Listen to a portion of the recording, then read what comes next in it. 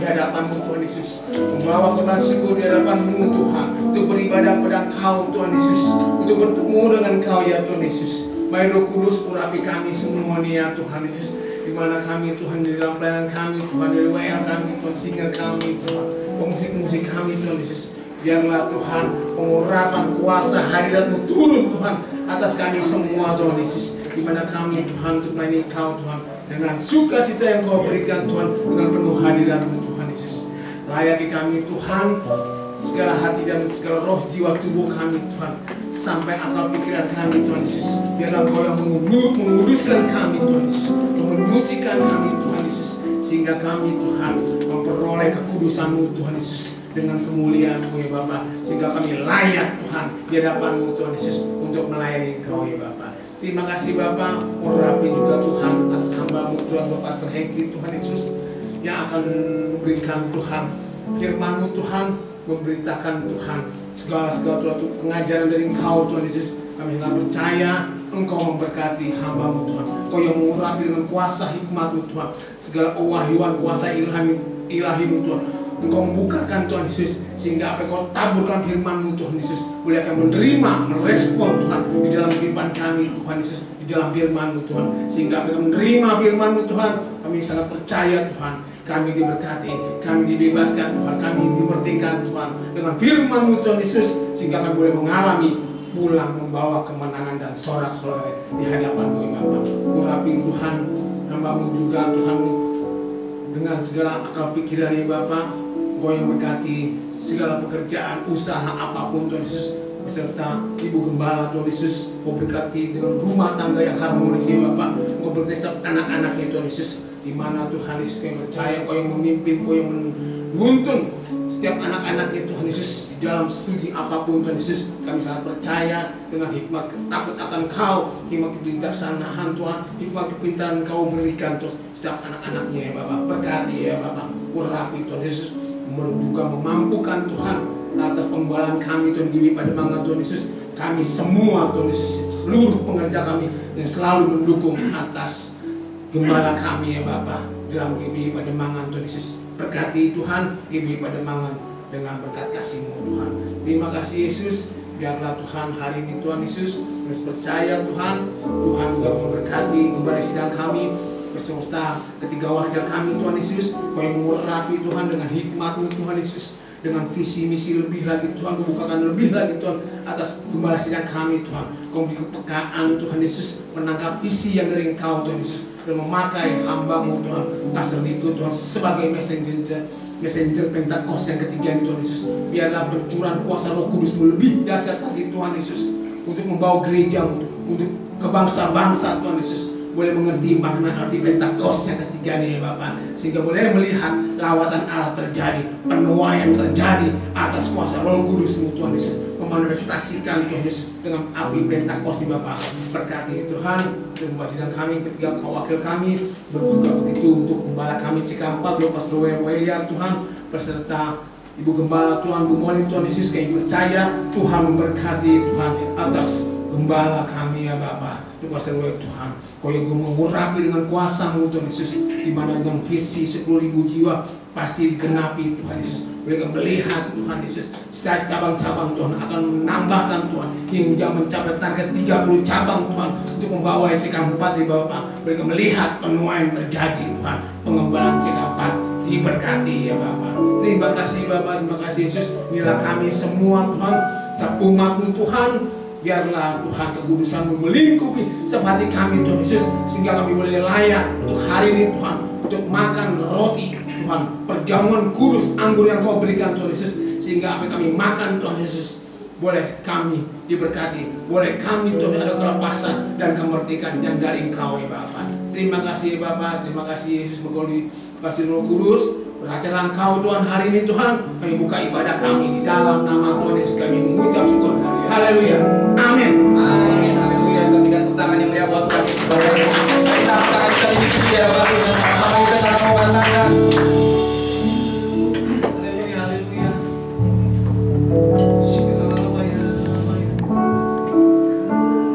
Bagimu ya Tuhan, mereka sembah Tuhan. Kami mau menyembah-Mu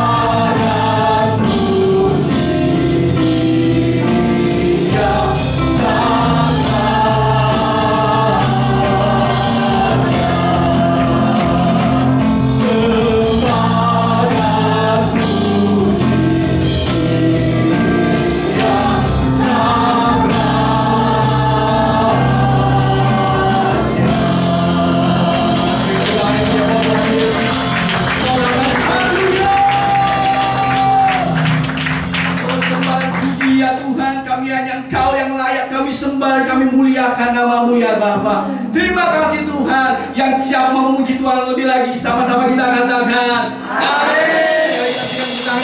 amin. Percaya bahwa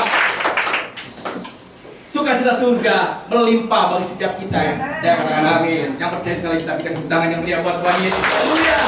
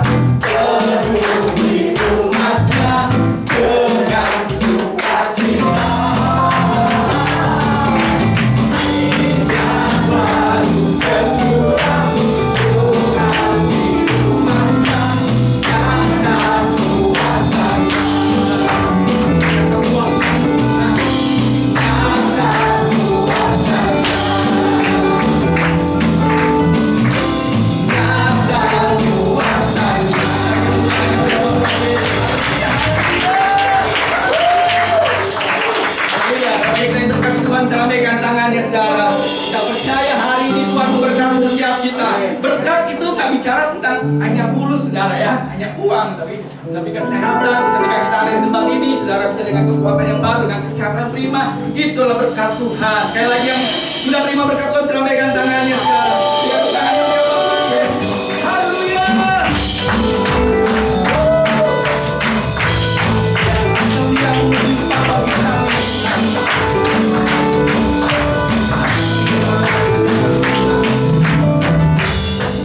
Setia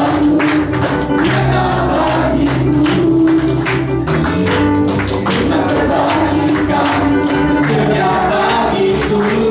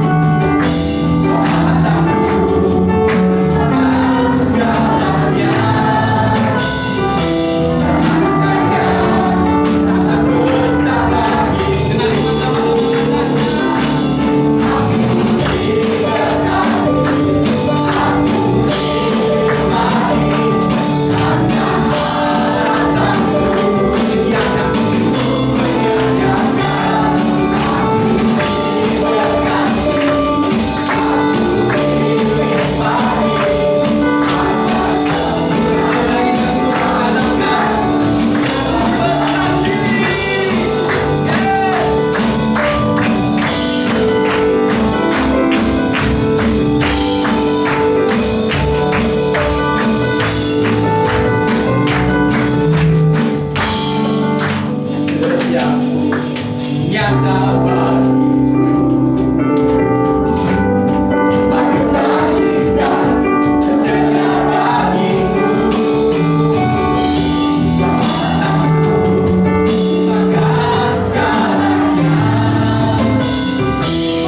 anugerahnya sangat besar bagiku. Sama-sama dengan katakan, aku berkati.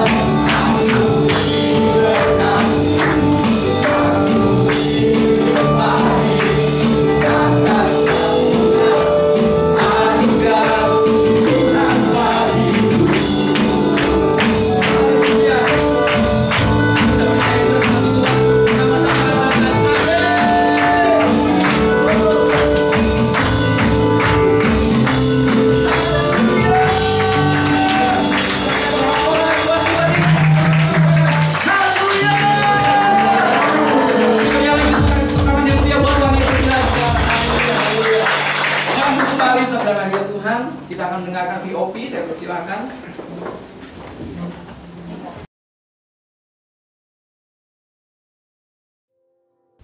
Shalom saudara, kita mengenal apa yang disebut kehidupan profetik atau kenabian.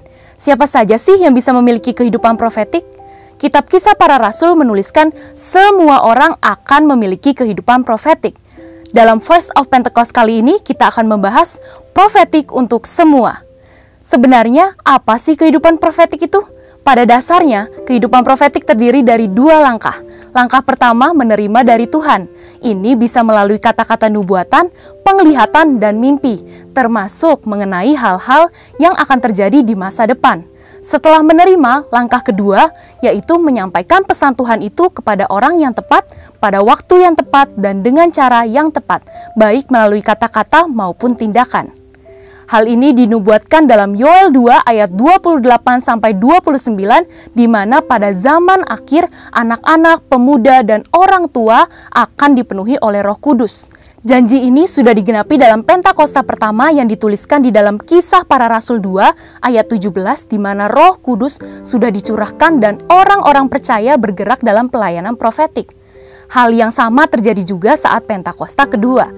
Nah, ini saatnya di era Pentakosta ketiga, kita percaya apa yang dialami murid-murid di Yerusalem dan di Azusa Street juga akan kita alami. Setelah mengetahui janji Tuhan ini, sebagai orang percaya yang dipenuhi oleh Roh Kudus, kita perlu menyadari bahwa setiap profesi dan panggilan Tuhan kepada kita semuanya adalah pekerjaan Tuhan dan memiliki nilai ibadah dan pelayanan di dalamnya. Saat kita merawat pasien, mengajar sebagai guru, atau membersihkan ruangan sebagai cleaning service, ketahuilah bahwa saat itu pun kita sedang melayani pekerjaan Tuhan. Jadi, jika kita melakukan pekerjaan tersebut sambil dipenuhi Roh Kudus, menerima pesan Tuhan, kemudian menyampaikan pesan itu sesuai kehendak Tuhan, maka sesungguhnya kita sudah memiliki kehidupan profetik di tempat kerja kita. Dalam langkah berikutnya, jika saudara terus membiasakan untuk tanya Tuhan dalam segala yang saudara kerjakan atau hadapi setiap hari, maka gaya hidup saudara akan menjadi gaya hidup yang profetik. Setidaknya ada 2 alasan mengenai pentingnya semua orang percaya memiliki kehidupan profetik. Pertama, kita perlu tuntunan Roh Kudus dalam setiap pekerjaan yang kita lakukan, baik berupa tuntunan ataupun larangan. Sebagai contoh, sebagai pelajar kita bisa minta tuntunan Roh Kudus mengenai jurusan apa yang terbaik untuk kita ambil saat kuliah. Di sisi lain, kita yang sudah bekerja memiliki kemungkinan menghadapi orang-orang yang berniat buruk kepada kita, seperti menipu, memanipulasi data, korupsi, dan sebagainya. Roh Kudus akan memberikan kepekaan supaya kita menjadi waspada saat membangun relasi dengan mereka, dan kita tidak akan mengalami kerugian. Kisah Para Rasul pasal 5 menuliskan bagaimana Petrus melalui tuntunan Roh Kudus mengetahui kebohongan yang disampaikan oleh Ananias dan Safira. Kedua, komunitas kita memerlukan suara Tuhan. Tuhan mungkin memimpin kita untuk berada di suatu komunitas tertentu, melihat hal yang salah dalam komunitas tersebut, dan mendorong kita untuk menyatakan kebenaran Tuhan di sana. Menyampaikan pesan Tuhan untuk meluruskan hal-hal yang salah, dan menyampaikan kerinduan Tuhan dalam komunitas kita. Sekalipun mungkin orang-orang dalam komunitas tersebut belum mengenal Tuhan. Hal ini seperti Yeremia yang menegur bangsa Israel karena ketidakbenarannya. Yeremia membawa pesan kekudusan yang merupakan hal asing pada waktu itu, sama halnya pada zaman ini. Dalam hal ini kita dapat menegur rekan kerja yang korupsi, atau menegur teman kuliah yang bermalas-malasan, atau bahkan hanya mengambil sikap berintegritas dan tidak mengikuti perbuatan buruk tersebut. Menjalani gaya hidup profetik menyadarkan kita bahwa realitas yang kita hadapi bukanlah sekedar kehidupan jasmani yang kasat mata saja, tetapi ada pula kehidupan rohani yang tidak kasat mata. Saat kita membiasakan untuk selalu tanya Tuhan, Dia akan melatih kita untuk mendengar suaranya, menuntun kehidupan kita kepada keberhasilan, atau bahkan menitipkan suara kenabian kepada kita untuk disampaikan kepada komunitas. Maka dari itu, nyatanya kehidupan profetik itu tidak seaneh yang dipikirkan oleh orang-orang di luar kelompok Pentakosta. Karena janji Tuhan bahwa Roh Kudus akan dicurahkan atas semua manusia. Ya, profetik itu untuk semua. Saudara, untuk penjelasan lebih lengkapnya dari tim teologi kami, silakan buka link di atas atau scan QR Code yang tersedia. Maranatha, Tuhan Yesus memberkati kita semua.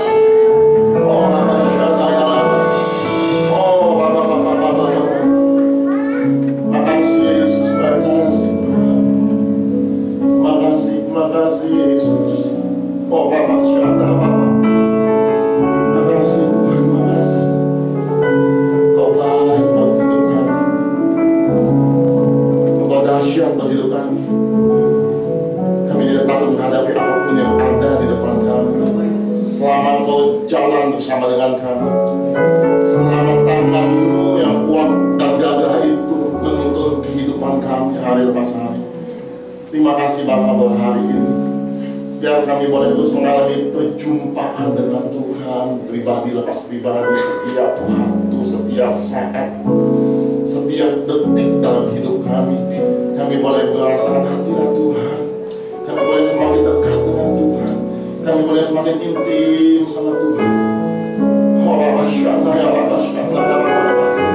Ya kerinduan kami hanya Engkau Tuhan. Tidak ada yang lain, tidak ada yang lain Tuhan. Dunia tidak akan pernah bisa berikan apa yang Engkau berikan atas kami. Terima kasih Bapa terus beracara atas setiap kami pribadi lepas pribadi. Genapi setiap rencana-Mu atas kehidupan kami. Pakai setiap kami di hari-hari terakhir ini. Kami bukan lagi fokus kepada dunia ini, tapi kami fokus kepada rencana dan panggilan Tuhan atas kehidupan kami. Sehingga pada saat kami datang, pada saat Kau datang menjemput kami berhadapan dengan orang-orang yang menghasilkan buah di dalam kerajaan. Terima kasih Bapak buat pagi hari ini. Kami mengucap syukur, biar setiap pujian, penyembahan yang kami naikkan itu menjadi satu dupa yang harum dan menyenangkan hati Tuhan. Kini saatnya Kau berfirman buat setiap kami, buat kami semua yang mendengarkan firman Tuhan. Biar Engkau Roh Kudus yang memberikan pengertian lebih dalam lagi. Kau juga berarti hamba-Mu yang ada apa-apanya ini.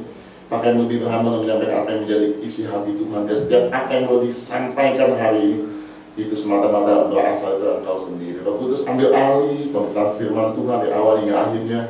Sementara firman Allah sampaikan, Kau bebas bekerja di tengah-tengah kami. Kau mencapa setiap kami pribadi lepas pribadi. Engkau memulihkan setiap kami. Engkau menghiburkan kami. Bahkan Kau menyembuhkan setiap kami yang sakit Tuhan. Sehingga pada saat kami pulang kami tidak sama pada saat kami datang.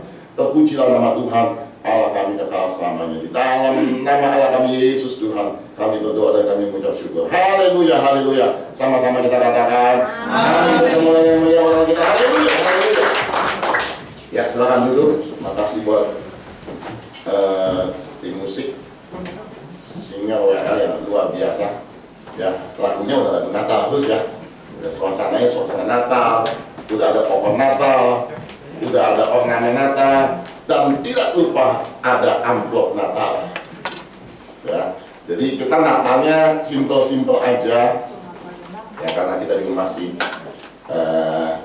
pandemi yang belum tuntas. Ya, kita Natal tanggal 25 Desember di tempat ini. Ada acara, ya ada kecil-kecilan. Ada hadiah, banyak. Ya, jadi kalau saudara yang tidak ada acara, tidak pergi keluar kota, tidak pergi jalan-jalan, bisa gabung tanggal 25 itu persis hari Minggu. Ya, di tempat ini biasa kita seperti ibadah jam 10. Oke, saya ingatkan sekali lagi bahwa kita puasa raya ya dari tanggal 1 sampai tanggal 21 Desember. Sekali lagi saya himbau, ya saya sarankan, saya sedikit paksa untuk yuk kita sama-sama yuk berpuasa ya sampai tanggal 21 Desember. Sekali lagi puasanya bebas, terserah mau puasa Daniel kah, mau puasa setengah hari kah, whatever, apapun.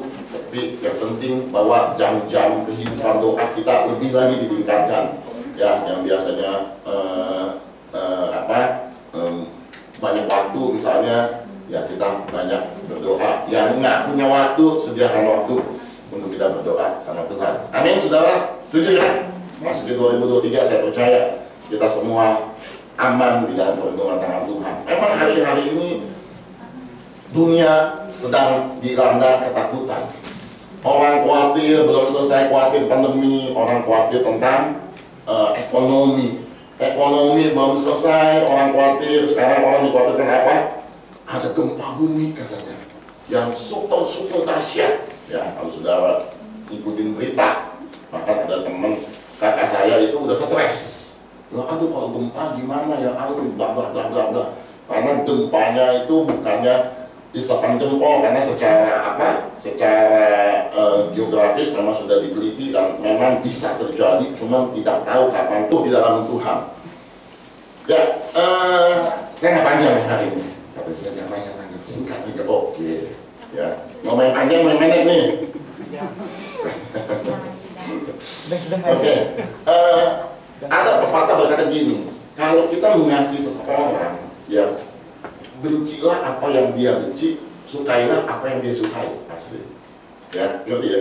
Jadi kalau kita mengasihi seorang, nih, anggap kita mengasihi suami kita atau sayang sama istri kita harusnya mengasihi apa yang dia kasih atau membenci apa yang dia benci. Artinya kita mengasihi orang itu. Jangan dia benci sama sesuatu, kita suka. Atau dia suka sama sesuatu, kita benci. Nah, itu nggak sejalan artinya. Nah, begitu juga waktu kita ngikut Yesus. Ya, sukailah apa yang Tuhan suka dan bencilah apa yang Tuhan benci. Di dalam pelayanan Tuhan Yesus waktu di muka bumi, ya, itu menarik sekali bahwa Yesus datang untuk menyelamatkan orang berdosa. Ya, visinya jelas. Yesus datang ke dunia untuk menyelamatkan orang berdosa. Tapi kalau saudara baca dalam pelayanan Tuhan Yesus, ya memang orang yang ketahuan berzina, perempuan, tanda kutip diselamatkan sama Tuhan. Yang tadinya orang melempar dia dengan batu, akhirnya diselamatkan, tidak dijadikan dilempar dengan batu. Dan ada orang Samaria yang nggak kenal Tuhan, yang punya suami 5, ya kan, akhirnya Tuhan menyelamatkan orang perempuan Samaria itu dan lain sebagainya. Tetapi ada satu hal yang sangat menarik yang tanda kutip Yesus benci banget. Ya, bahkan itu secara frontal itu Yesus berhadapan. Secara frontal tuh Yesus menyatakan bahwa gue gak suka begitu kira-kira. Ya, bayangin, semua orang berdosa Tuhan kasih, pemungut cukai semua, Tuhan sayang, Tuhan kasih. Cuma ada satu kelompok yang istilahnya tuh Tuhan nggak suka banget, ya, tanda kutip, ya, Tuhan bukan nggak suka sama orangnya, tapi Tuhan nggak suka sama dosanya. Tetapi kalau orang itu terus berbuat dosa, akhirnya dosa dan orang itu melekat jadi satu. Waktu kita mau Tuhan benci dosa, artinya karena dosa itu melekat ke orang, artinya orang itu juga dibenci Tuhan. Ya, ada satu kelompok yang kita kenal disebut dengan orang Farisi.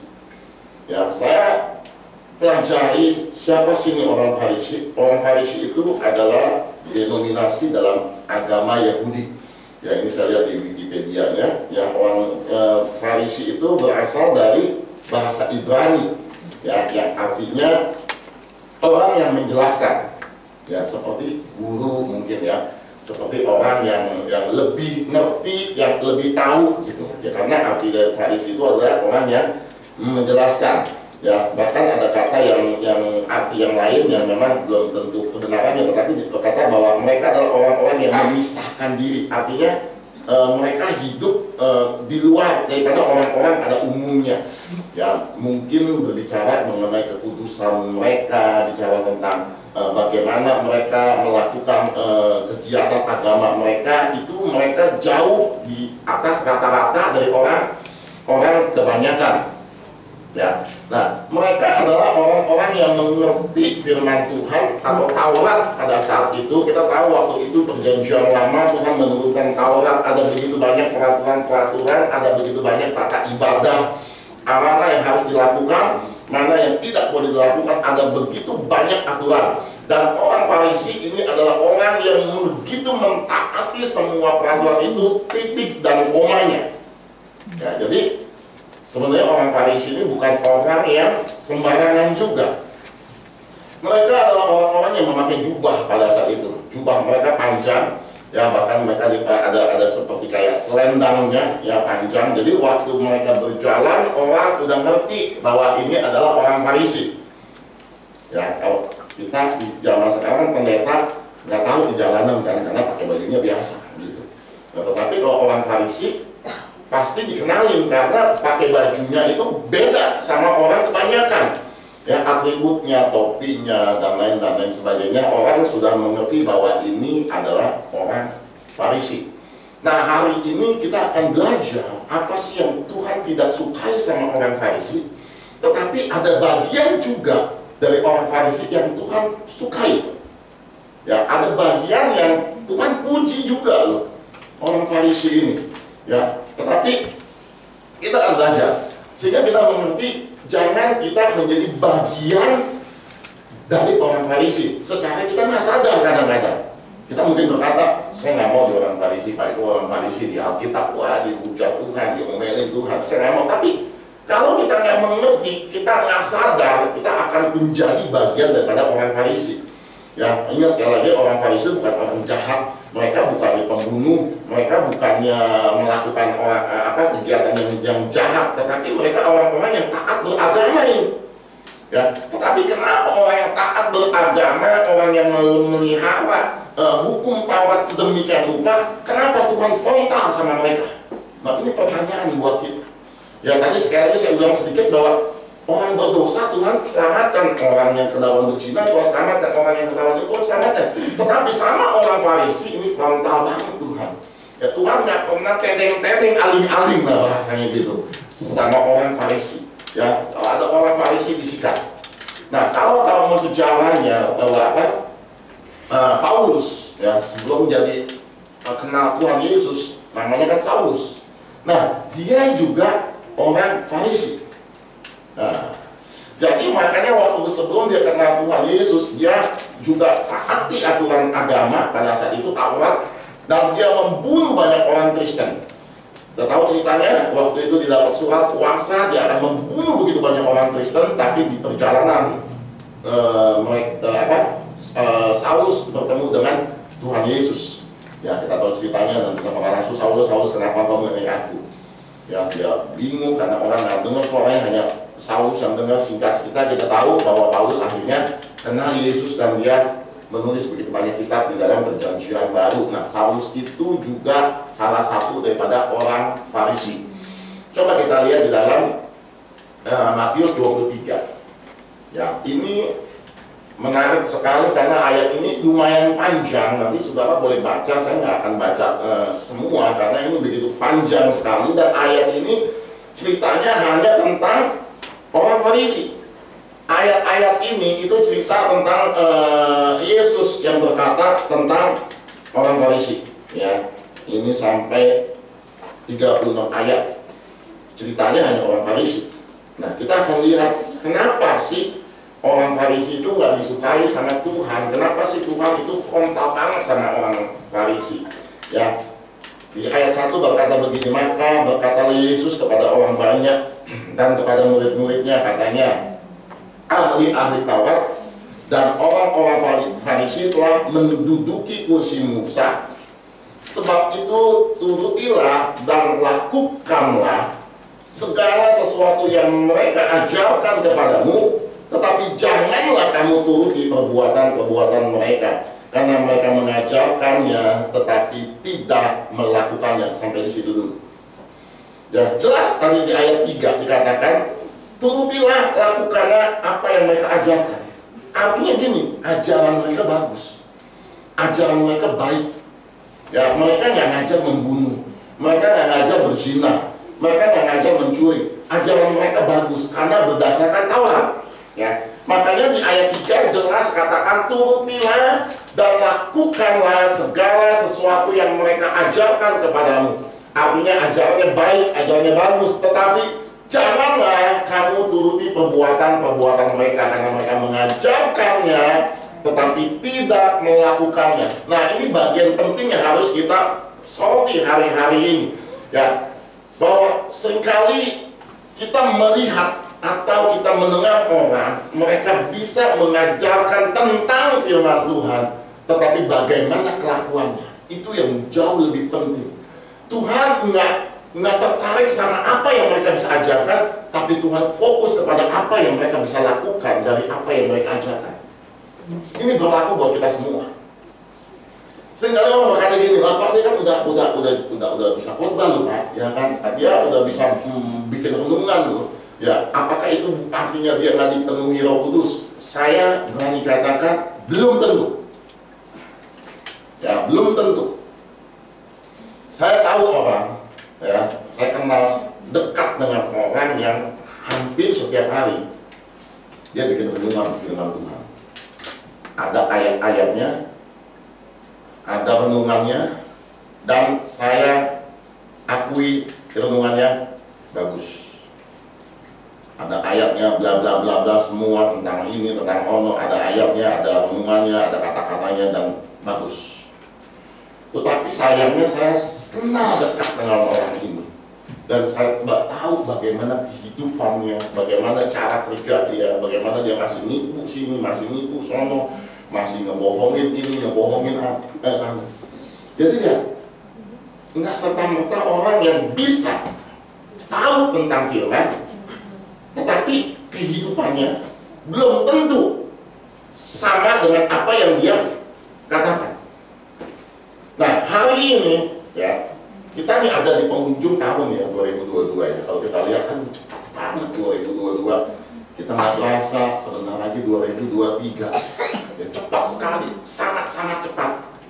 Nah, ini adalah waktu yang sangat tepat untuk kita merenung, flashback ya. Jadi tolong setiap kita pribadi lepas pribadi kita harus ada flashback. Kita ngaca diri kita, ngaca perjalanan kita selama setahun belakangan ini bagaimana ya.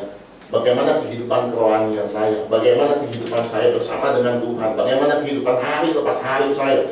Apakah hari ini, tahun ini berakhir, apakah ada improve, atau malah kita biasa-biasa saja, atau bahkan mungkin kita menurun. Kita lebih fokus sama kerjaan, kita lebih fokus sama uang. Saya sekali lagi nggak larang saudara kerja keras, saya nggak larang saudara cari uang yang banyak, nggak masalah. Tetapi kalau saudara fokus sama itu aja dan sudah meninggalkan Tuhan, ya sekali lagi meninggalkan Tuhan bukannya, oh saya udah nggak ke gereja bertahun. No. Waktu kita ada di gereja tapi hati kita nggak sama Tuhan, itu juga sudah meninggalkan Tuhan. Ya, jadi coba respect setahun ini belakang bagaimana kehidupan kerohanian kita. Jangan kita menganggap bahwa kita sudah tahu dan otomatis Tuhan berkenan dengan hidup kita. Jangan sampai kita berkata bahwa kita sudah kenal Tuhan, kita tahu tentang firman Tuhan, tapi bagaimana tentang kehidupan kita sehari lepas hari. Hari ini Tuhan begitu banyak mengajar saya mengenai kehidupan. Ya makanya saya selalu berkata bahwa Tuhan ngajar melalui setiap keadaan, peristiwa, kejadian, apa yang kita lihat orang lakukan. Ya sekali lagi bukan kita menghakimi orang itu, tetapi kita mulai belajar bahwa ada sesuatu yang harus kita improve. Kalau kita melihat orang yang nggak baik, orang nggak benar, bukannya kita merasa kita hebat, tetapi kita mulai ngaca dan kita mulai improve diri kita supaya kita nggak jadi seperti orang seperti itu. Jangan kita orang itu jago firmannya, tapi kalau kita segala macam enggak, tapi kita mulai improve. Artinya gini, dia begitu, saya nggak boleh begitu. Saya harus bisa bagikan firman Tuhan, saya harus tahu tentang firman Tuhan, tapi kehidupan saya juga harus selaras dengan apa yang saya bagikan. Itu namanya kita mulai improve hari lepas hari. Saudara, orang Farisi ini orang yang tahu firman, dia tahu titik koma, ya, dia tahu bagaimana Taurat. Yesus waktu menyembuhkan orang di hari Sabat, dia celak Yesus. Yesus waktu makan tidak cuci tangan, mereka celak Yesus. Ya, ini bukan bicara tentang kesehatan, tetapi mereka di Taurat itu segala macam aturan itu ditulis sedemikian rupa, dan Yesus melanggar itu semua. Mereka nggak mengenal bahwa dia ketemu dengan Tuhan. Mereka lebih dengan firman itu, Taurat itu, sehingga mereka lupa yang sesungguhnya. Berapa banyak kita seringkali orang Kristen belajar tentang firman Tuhan, itu nggak salah. Tetapi kalau hanya sebatas belajar, itu hanya sebatas pengetahuan, tapi kehidupan juga diubahkan. Jadi bagaimana supaya orang itu bisa diubahkan? Waktu dia belajar firman Tuhan, izinkan firman itu mengubah hidup kita, bahwa orang itu berubah. Tapi kita baca firman banyak, tetapi kita nggak izinkan firman Tuhan itu intervensi hidup kita nggak akan berubah. Kadang-kadang kita ngobrol sama istri saya, karena itu ya udah dekat tuh sama Tuhan, bla bla bla bla bla. Saya bilang nggak serta-merta otomatis. Ya, yang dilihat apa barometernya? Saudara nggak bisa nilai saya dengan khotbah saya, ya wah khotbahnya menarik ya, oh khotbahnya bagus misalnya. Saudara nggak bisa nilai seperti itu. Itu hanya ada yang di luar saya. Ya sama seperti orang oh dia ngomong firmannya jago ya, oh dia melayani jago ya, oh dia main musiknya hebat ya, oh dia worship leadernya luar biasa ya. Kita nggak bisa nilai di situ semua. Yang tahu itu ada Tuhan dalam kehidupannya hari lepas hari, bagaimana dia menjalani kehidupan. Itu yang jauh lebih penting. Nah begitu juga dalam kita. Sekarang saya nggak peduli dengan apa yang orang nilai tentang saya. Dulu kita mungkin merasa bahwa orang harus menilai kita bagus, orang menilai kita hebat. Saya nggak peduli. Saya cuma peduli apa yang orang Tuhan nilai tentang saya. Itu jauh lebih penting. Dan biarlah itu semua ada dalam setiap kehidupan kita. Kita nggak peduli orang nilai tentang apa. Mungkin orang boleh nilai salah tentang kita, tetapi Tuhan tidak pernah salah menilai kehidupan kita. Dan itu yang jauh lebih penting buat setiap kehidupan kita. Orang Farisi jago firman, tapi kehidupan mereka jauh daripada firman, dan Tuhan mencela mereka. Kamu boleh turuti ajarannya karena baik, tapi jangan ikuti perbuatannya. Saya nggak mau suatu ketika Tuhan berkata begini, itu gembala pada mangan, itu ajarannya kamu lakukan. Segala sesuatu yang diajarkan kamu lakukan, tetapi jangan ikuti perbuatannya. Saya nggak mau Tuhan berkata seperti tentang saya. Makanya kehidupan itu nggak sekedar kehidupan sekedar oleh Tuhan, tapi kehidupan kekristenan itu adalah kehidupan yang everyday itu belajar. Waktu bulan lalu saya pernah katakan bahwa kita nggak hanya berkata gini, wah orang Kristen loh, wah hidupnya baik, tapi sampulnya yang di depan itu, kehidupan kita nggak menunjukkan karakter Kristus. Kehidupan kita nggak menunjukkan karakter yang percaya sama Tuhan. Mari hari-hari ini saudara mulai perbaiki kehidupan kita. Itu jauh lebih penting. Jauh lebih penting. Kita ngalih gubris orang. Kemarin saya share di Kul bahwa tujuan kita tuh harus jelas.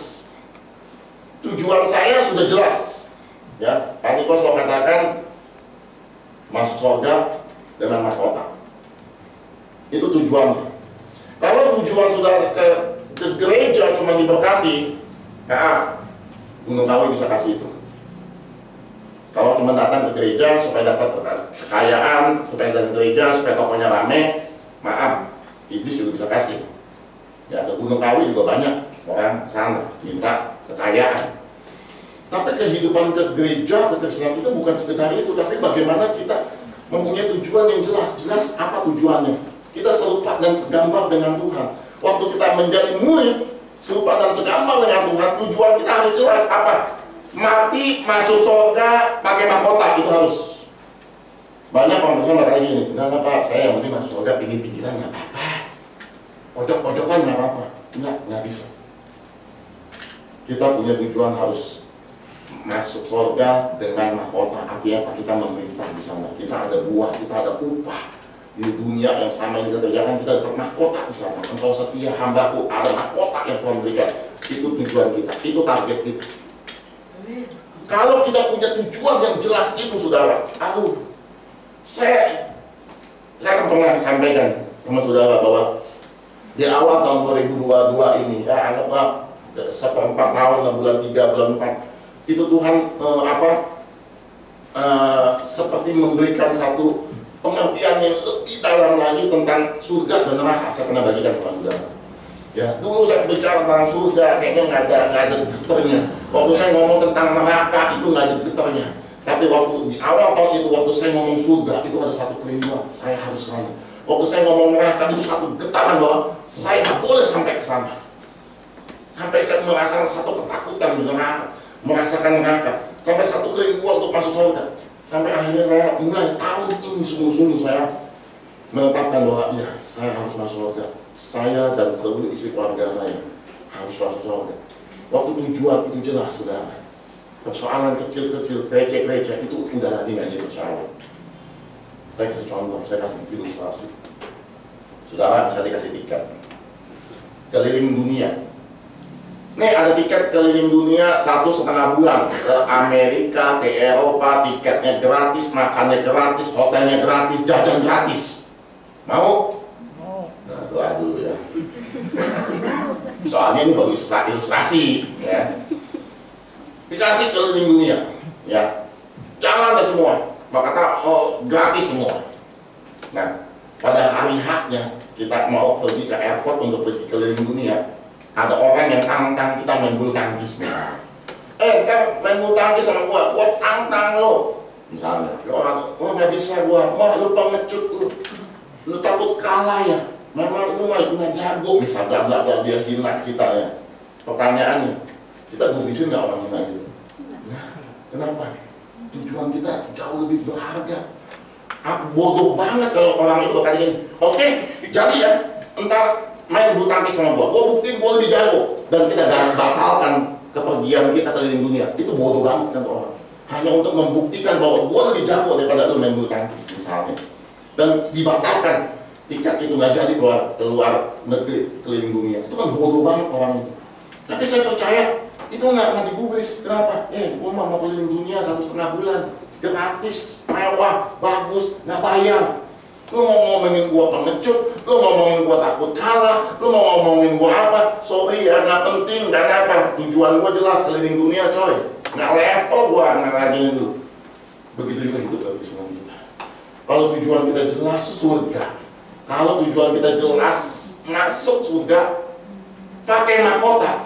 Orang boleh gubris kita tentang apa? Orang boleh coba menghina kita. Sorry ya, nggak penting. Tujuan gue udah jelas. Jangan sampai kerikil kecil itu menghalangi tujuan kita. Jadi waktu kita melihat dengan perspektif yang besar tujuan itu, masalah-masalah yang ada itu hanya jadi kecil. Ngerti gak juga? Kenapa kadang-kadang kita ladenin orang begitu? Pak, saya tersinggung Pak.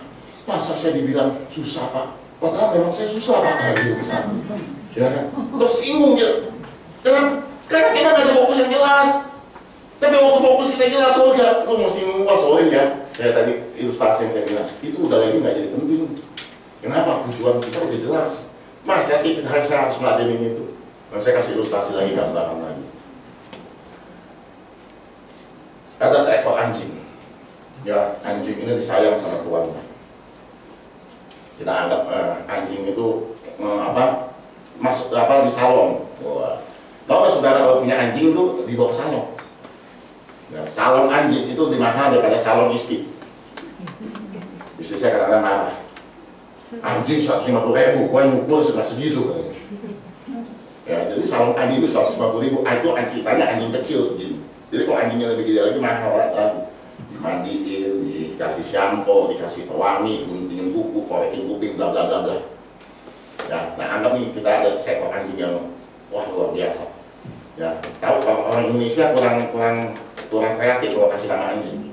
Kalau anjingnya hitam namanya Becky. Kalau anjingnya putih namanya Snowy. Kalau anjingnya coklat namanya Brownie. Ya, kurang kreatif ya. Kalau anjingnya berbelang-belang namanya Blani. Kurang kreatif. Ya, nah kita anggap aja si Brownie lah. Si Brownie habis dari salon sama tuannya. Wangi badannya, anjing saya kalau habis bawa salon, waduh satu rumah tuh wangi. Itu anjing itu dipakai minyak wangi khusus, anjing itu wangi. Ya, kalau 3 minggu nggak dimandiin, kok bentak langsung. Ya, bisa saya ngomong, wah anjing bau untuk mandiin loh. Ya udah 3 minggu, saya bilang coba kamu nggak mandi 3 minggu sama baunya saya bilang. Kita kan tiap hari mandi 2 kali. Masih bau ini jalan, dituntun pakai tali sama majikannya. Talinya, tali yang mahal. Ya talinya ratusan ribu, bagus tali leher. Di lehernya ada talinya, ada tulisannya, itu dibikin ada tuh ya. Dulu saya kan juga piara anjing, sekarang udah meninggal, tapi jangan ngomong sedih. Ya, ada labelnya, bikin ya tidak ada si anjing itu bikin namanya Brownie, wis keren kan, mahal. Anjing itu dengan bangga jalan sama tuannya sore hari dengan kalung yang mahal, badan yang wangi, bersih. Anjing mahal, anjing terpelihara. Kali-kali Brownie mukanya ke atas untuk melihat wajah tuannya. Ceritanya satu perjalanan ada anjing jalanan, ya kan ada anjing jalanan ya, anjing yang nggak punya tuannya.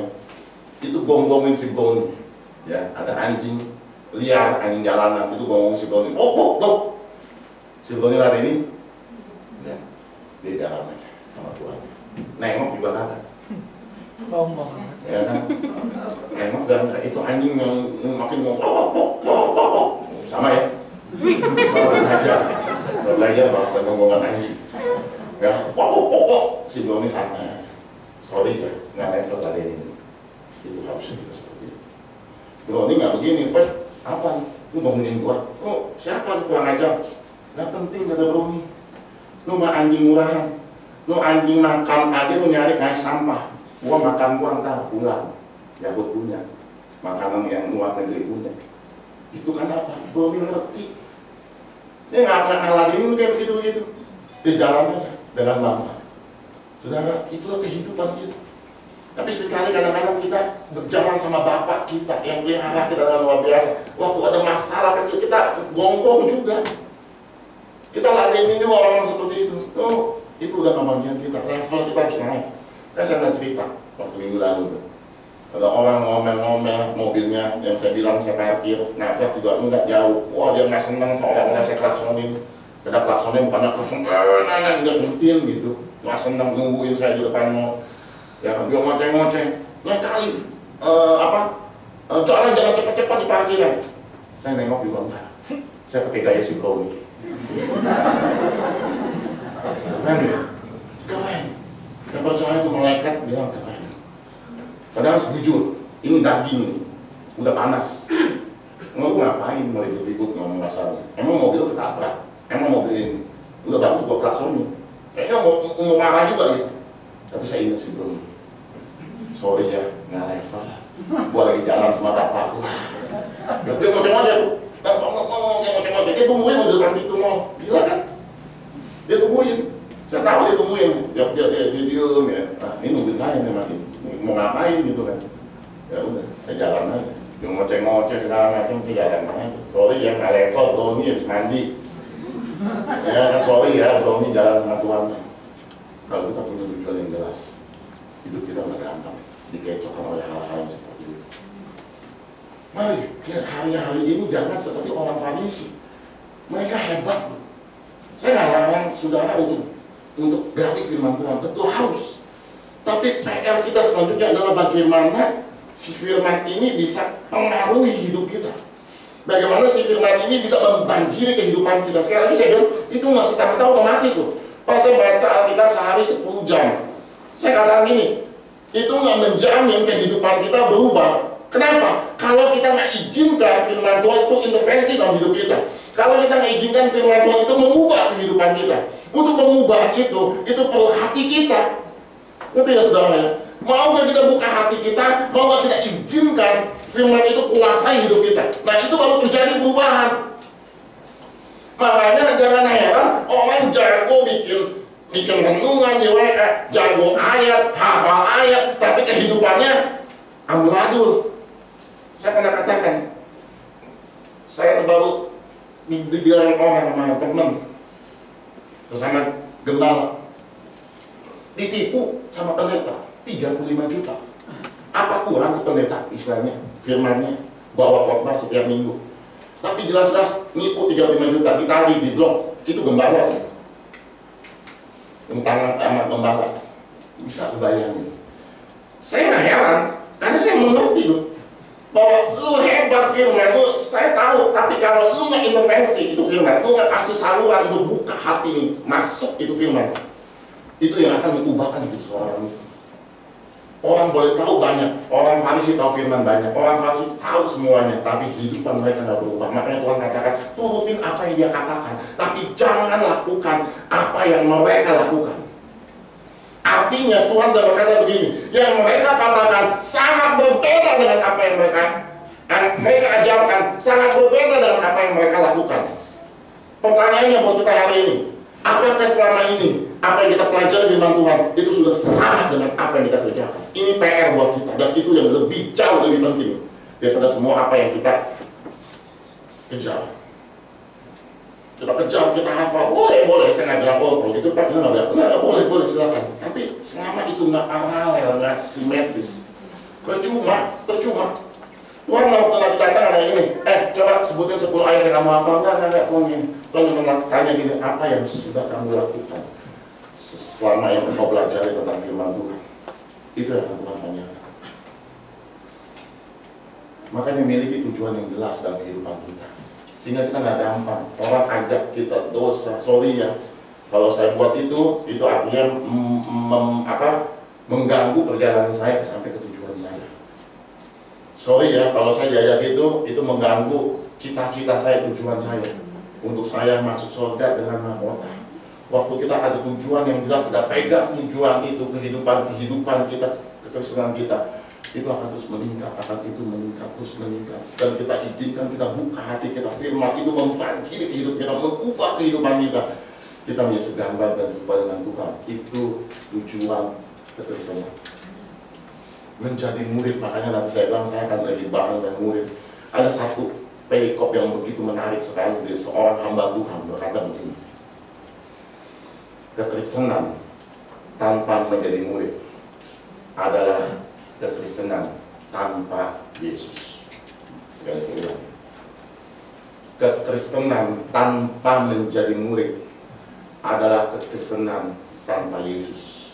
Artinya apa? No. Artinya hanya agama. Orang Farisi tahu, tapi no, kata Tuhan. Kenapa? Sebatas tahu. Dia bukan yang murid, yang melakukan apa yang dia pelajari. Kekristenan tanpa menjadi murid, tanpa serupa dan segambar dengan Tuhan, adalah kekristenan tanpa Yesus. Mau ngapain kekristenan tanpa Yesus? Sama aja agama.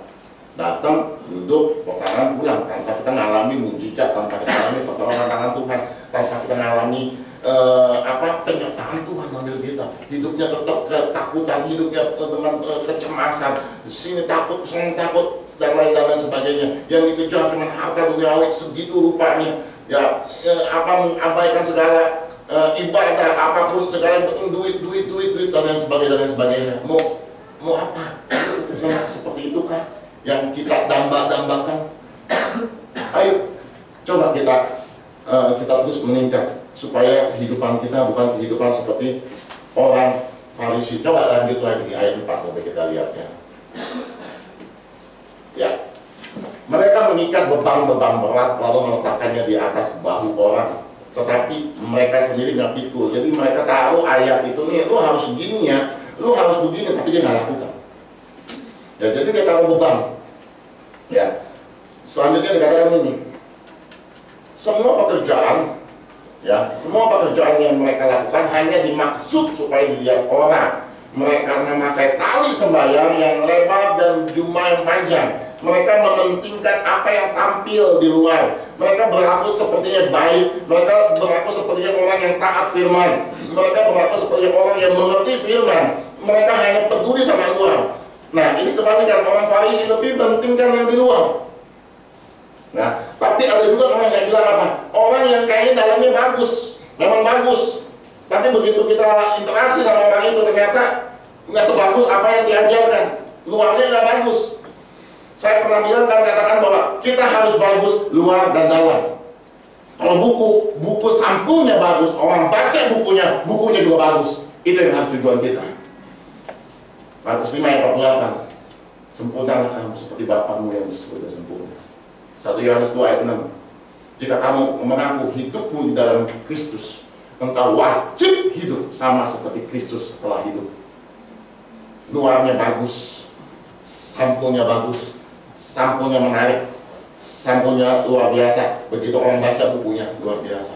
Waktu orang berjumpa sama kita, orang ini waktu ketemu, kata-katanya baik, kata-katanya enak, kata-katanya membangun. Yang tutur katanya sopan semua, orang akan jempol dan akan memuliakan Bapa kita yang surga. Ya, jadi mereka cuma melakukan supaya orang lihat. Ya, lanjut di ayat 6. Mereka suka duduk di tempat terhormat dalam perjamuan dan di tempat terdepan di dalam rumah ibadah. Sekali lagi bukannya salah kita duduk di depan, tapi mereka tuh hanya supaya dilihat. Gua nih orang Farisi, gua nih kudus. Soalnya kita beda. Nah gitu kira-kira. Ya. Oke, kita lompat aja supaya cepat. Ayat 13. Celakalah dikatakan Tuhan. Ini kalau sudah nanti di rumah baca aja ya, kita nggak cukup waktu ya, karena panjang sampai 36. Celakalah kamu hai awak Taurat dan Farisi, orang-orang munafik, karena kamu menutup pintu kerajaan surga di depan orang, sebab kamu sendiri nggak masuk. Kamu merintangi mereka yang berusaha untuk masuk. Bukannya bawa orang masuk surga, ini dia di depan pintu surga ngalangin, nggak boleh masuk. Itu kira-kira kata Tuhan. Ya, itu orang munafik. Ya, lanjut lagi lompat aja kita. Ayat 23. Celakalah kamu hai ahli Taurat dan orang Farisi, kamu orang-orang munafik, sebab perpuluhan dari selasi, adas, manis, dan jintan kamu bayar, tetapi yang terpenting dalam hukum Taurat kamu abaikan. yaitu keadilan dan belas kasihan dan kesetiaan. Yang satu harus dilakukan dan yang lain jangan diabaikan. Firman Tuhan nggak bisa kita pilih. Oh, dia sih orangnya baik ya, dia orangnya ini, tapi nggak pernah kasih perpuluhan. Atau dibalik, dia sih setia lu bayar perpuluhan, dia ini ya, tapi pelitnya minta ampun memberi kepada orang lain. Atau dia lu rajin ke gereja ya, dia rajin mainin Tuhan, tapi sama orang tua kurang ajar. Nah, kira-kira kayak gitu. Itu nggak bisa. Firman Tuhan A sampai Z itu harus dilakukan. Makanya Matius 5 ayat 48 berkata apa? Sempurnalah kamu. Kita nggak bisa pilih-pilih. Kita nggak bisa, oh dia baik ini tapi nggak di sini. Oh dia ini tapi nggak di sini, nggak bisa. Tuhan tuntut kita semua sempurna baik adanya. A sampai Z. Dan orang Farisi kalau perpuluhan dia kasih. Ya kan ada apa segala dari selasi segala macam dia bayar. Tapi bagian yang lain yang kata Tuhan, keadilan, belas kasihan dan kesetiaan, lu nggak lakukan kata Tuhan. Lu cuman lakukan itu cuman apa? Sekedar lakukan karena tuntutan agama, tapi nggak mengerti tentang apa yang namanya belas kasih, apa yang namanya keadilan, apa yang kesetiaan. Satu lu lakukan, tapi yang lain lu nggak lakukan kata Tuhan. Artinya apa? Tuhan tuntut lu lakukan ini semua lu harus lakukan. Sempurnalah kamu seperti Bapakmu yang sudah sempurna. Itu yang Tuhan minta setiap dari kita. Nggak bisa kita sepotong-sepotong.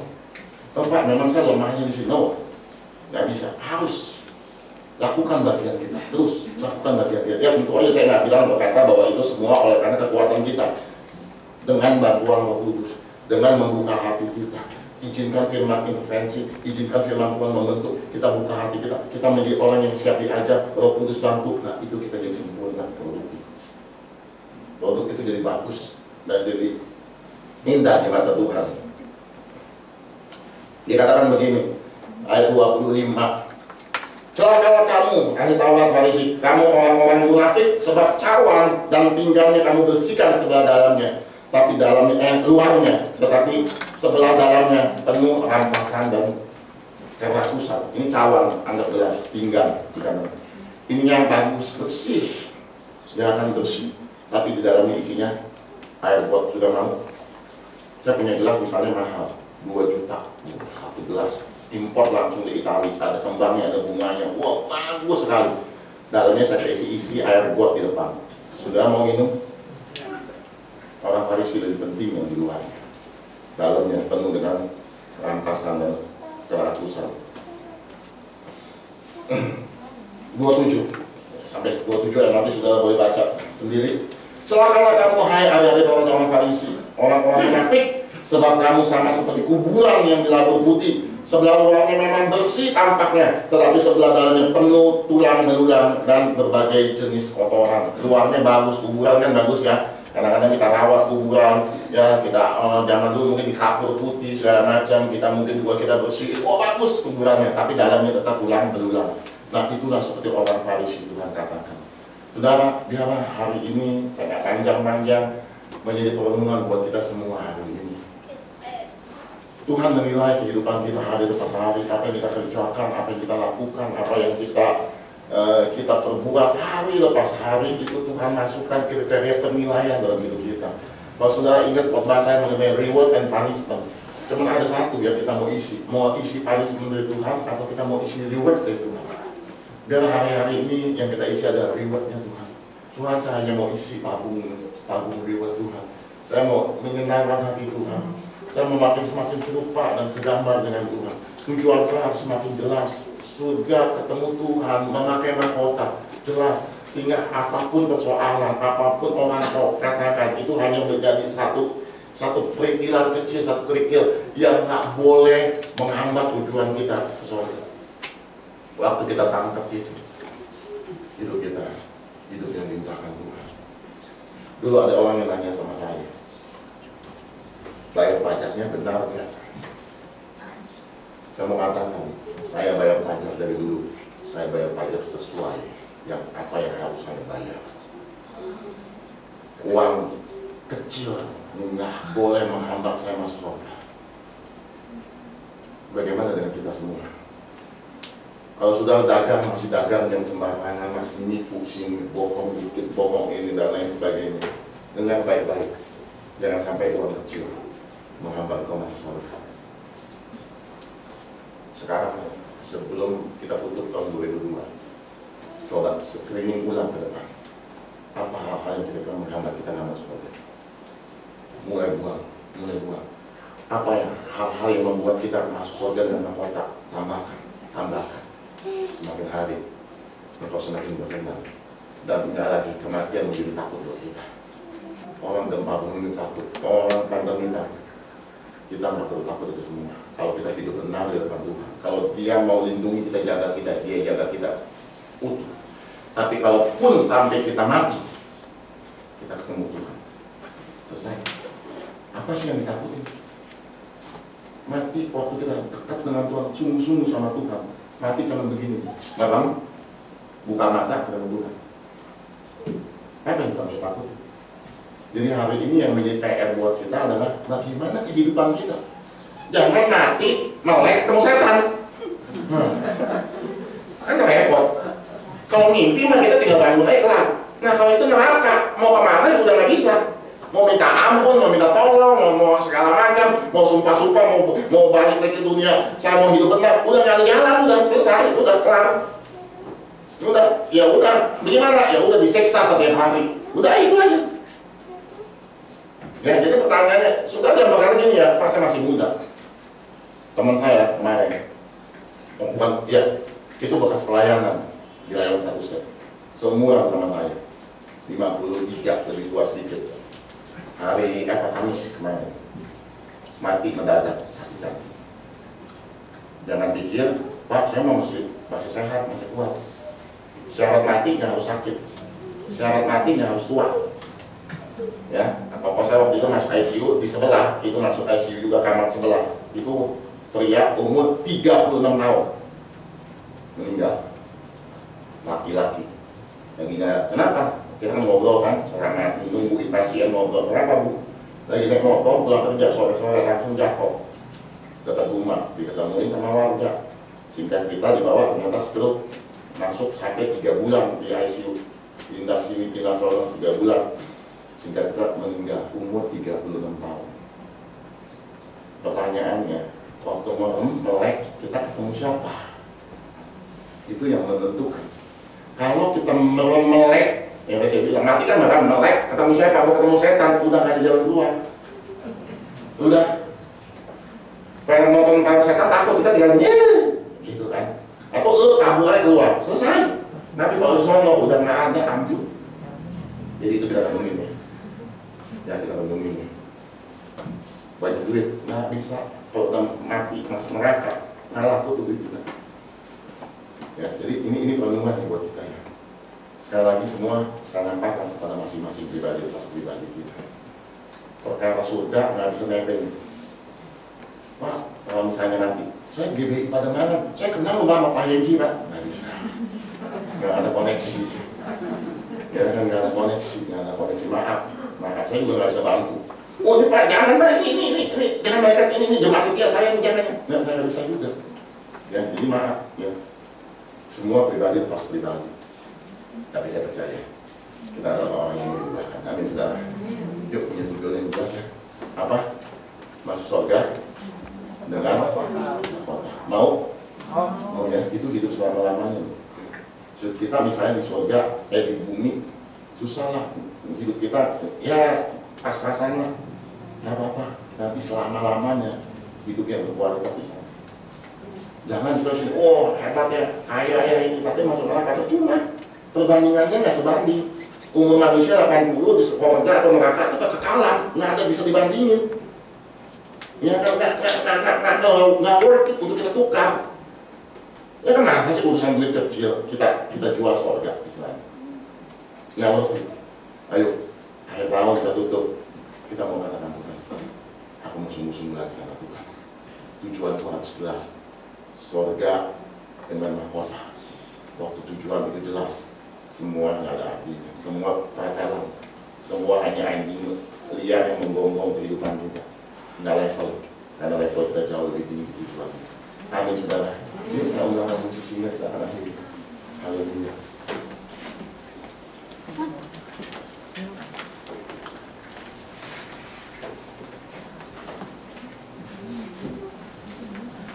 Sudah ada duit.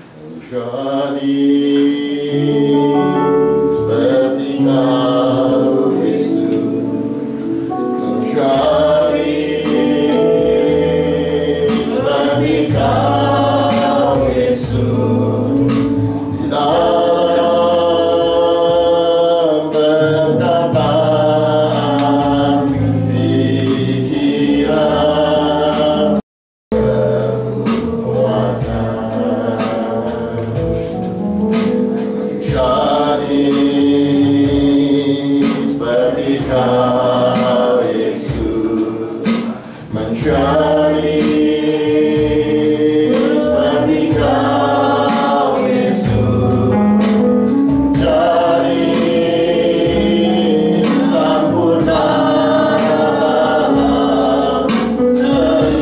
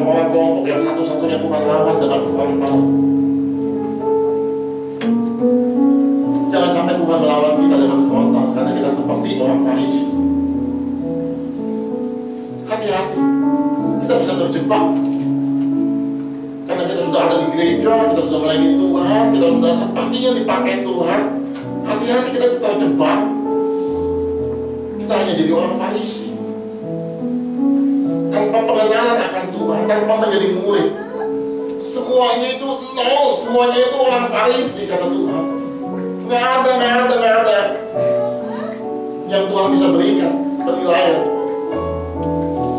Mari hari ini kita mulai ubah hidup kita. Biar Tuhan kita bisa serupa dan segambar dengan Tuhan. Sebagaimana firman Tuhan, sempurnalah kamu sama seperti Bapamu yang di surga adalah sempurna. Tuhan tuntut kita sempurna, harus sempurna dan bisa sempurna, karena bukankah Tuhan yang sudah turunkan Roh Kudus untuk menolong kehidupan kita.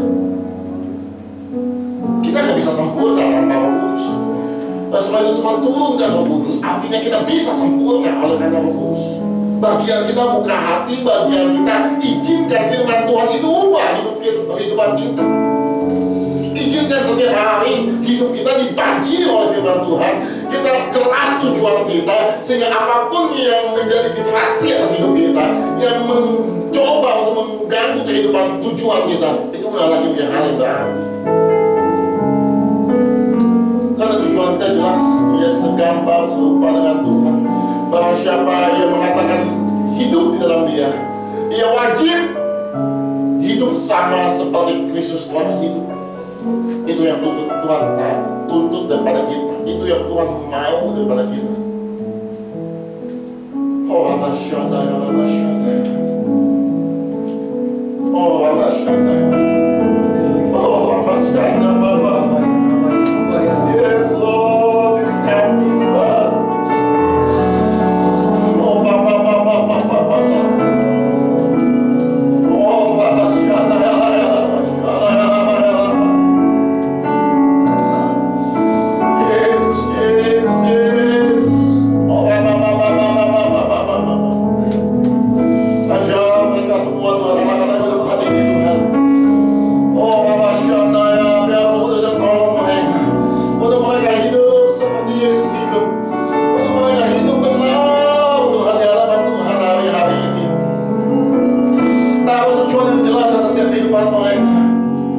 Mereka harus masuk surga terima kota Tuhan. Oh Masyaallah Bapak. Tuhan, kami gak mau seperti orang Farisi. Kami gak mau kelihatannya baik di depan orang. Kami gak mau kelihatannya hebat di depan orang. Tapi Kau menjelang kami. Kami gak mau suatu ketika Kau berkata ajarannya baik, jangan ikut perbuatannya. Itu biarkan terjadi atas hidup kami Tuhan. Kami rindu Engkau berkata, turuti ajarannya dan ikuti perbuatannya. Biar itu Kau dapati atas setiap kami pribadi lepas pribadi. Kami gak mau jadi orang Farisi Tuhan. Kami gak mau frontal sama Tuhan, karena kehidupan kami kehidupan Farisi. Ajar kami Tuhan, ajar setiap hari hidup benar, berkenan di hadapan Tuhan. Kami semakin serupa dan segambar dengan Tuhan. Orang boleh melihat Kristus dalam kehidupan kami. Kami sempurna luar dalam, kami sempurna dalam temukan kami. Makasih Bapak buat hari ini mengajarkan kami Tuhan. Dan itu menjadi tujuan kami pribadi lepas pribadi. Terima kasih Tuhan. Kalau kami boleh menerima kematian Tuhan, kami boleh merayakan kerja Roh Kudus. Kau mati buat kami, Kau tebus, sekedar tebus dosa kami. Kau mati buat kami, untuk kami boleh semakin jatuh pada segala dengan Tuhan. Terima kasih Bapak, mensucikan kuduskan roti dan anggur yang akan kami makan dan kami minum. Oh, mari kita bangkit berdiri. Ya